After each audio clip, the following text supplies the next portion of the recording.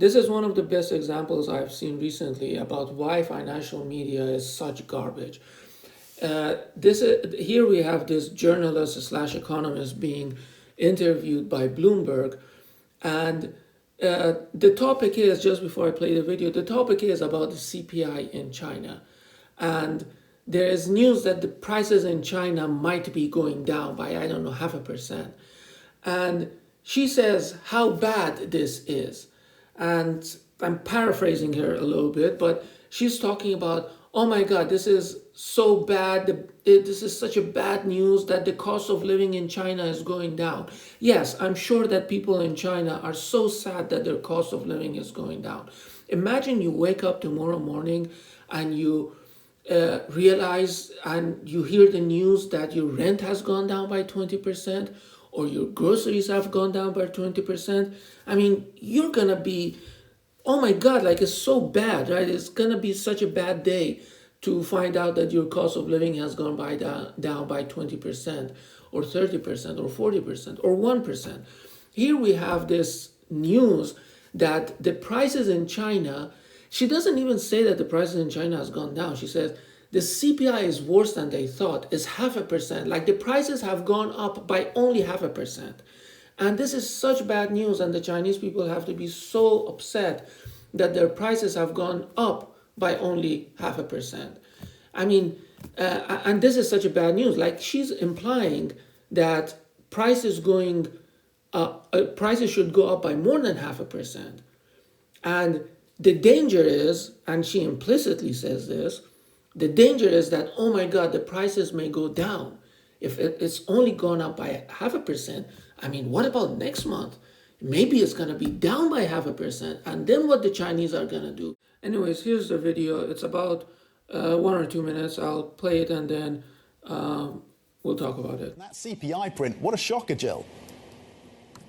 Yes, Tom, it was a pretty bad print. Now, look, I think the 0.5% fall year on year in November being worse than economists' expectations, a lot of that is being dragged down by, a lot of volatility in food and energy, specifically pork prices. Remember, this is China's favorite meats, really dragging down that gauge over the course of this year. But even if you strip out some of those figures and look at core CPI, it only rose, I think, about 0.6% year on year. I mean, we're looking at really weak inflation numbers here out of China. A lot of economists thinking that a lot of those deflationary pressures are really going to persist into 2024. I believe Goldman Sachs, among others, is forecasting an annual CPI print of just 0.5% for 2024. So really indicating that a lot of these price pressures are not going away. Obviously, also, as we know, deflationary threats, becomes what it ultimately threatens is it threatens to become a downward spiral if you can't really shore a lot of those things up. If people are holding off on purchases and the expectation that prices are just going to continue to move lower and lower, then you sort of have the self-fulfilling prophecy of,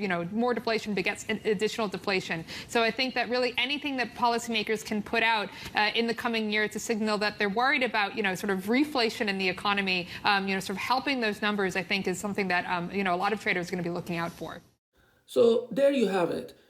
She's talking about prices going down as, oh my God, it's such a bad thing, and there's going to be, and just listen to the language she uses, deflationary pressures, and policymakers need to do something because if prices going down, there's going to be a downward spiral, and then, oh my God, the prices may go down even more. Then what the people are going to do if things become really cheap? I mean, it's such nonsense, and she says it as if like everyone should accept this, as if everyone already accepts this idea. But of course, if you just rely on your common sense, you don't believe in this idea. I mean, it's just a simple supply and demand curve. In economics, you have supply and demand curve. When prices go down, demand goes up. And this is not a bad thing. If prices go down, people just buy more stuff. But she's implying that if prices go down, then demand will go down, and then the economy is going to crash, which is just complete nonsense. And but these days, almost all economists believe this, even though at the university they teach the supply and demand curve. But for some reason, they all accept that basically this nonsense that she's saying. And that's why she's saying it in a way that she knows most of her audience would believe it, especially if most of her audience are economists or people who read 1.5 economics books.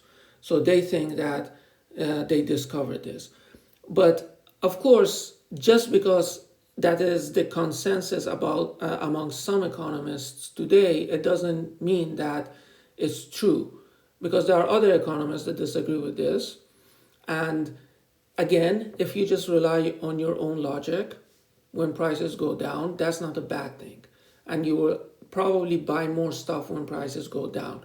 If you can buy a house right now, if you cannot afford to buy a house right now, the price of houses going up is not going to help you. Prices of houses going down will help you buy them because now you can afford it. By the way, this is not to say that the Chinese economy doesn't have any issues. There are a lot of problems with the Chinese economy. I mean, the real estate is a problem there. It's actually a major problem. They have a lot of issues, but deflation is not one of them. Prices going down is not one of them. And so anyways, I just thought that's important to say. See you next time.